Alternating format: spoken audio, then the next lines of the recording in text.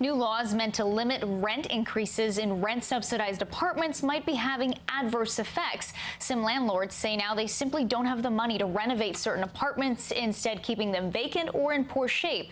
CBSN New York's Lisa Rozner reports. Here was the rest of the sink going down. This apartment is down to the sticks. Everything was ripped out with plans of renovating last year. But landlord Oscar Perez put a hold on it after Governor Cuomo signed new rent laws in June. Previously, a roughly 20% rent increase could be added when a unit was vacated. And owners could add additional increases to the rent for upgrades made to the apartment. Now, those rules are gone. I can't count on money to come in because there's no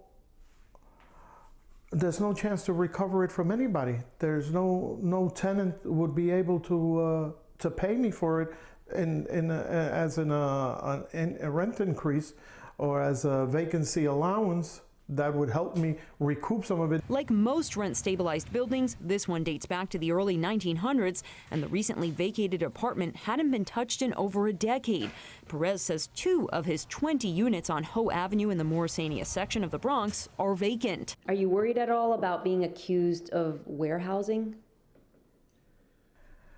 Well, you could accuse me, but in reality, I'm not warehousing. I just don't have the money to finish it. He says he had spent $45,000 on work until the law passed. Mold is another common problem in these old buildings, and while inspecting a newly vacant unit, Perez found it behind a wall. He says this repair will cost around $5,000 alone. Under the new law, landlords can still pass off money spent on upgrades in the form of a rent increase, but it is on a limited basis. For instance, Perez would have increased the rent on this apartment about $100 from $830 a month to $930.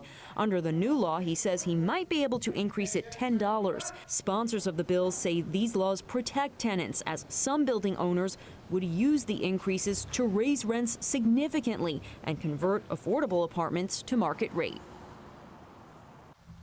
Lisa Rozner joins us now to tell us more. And Lisa, what is the bigger picture in terms of how this could impact real estate in New York?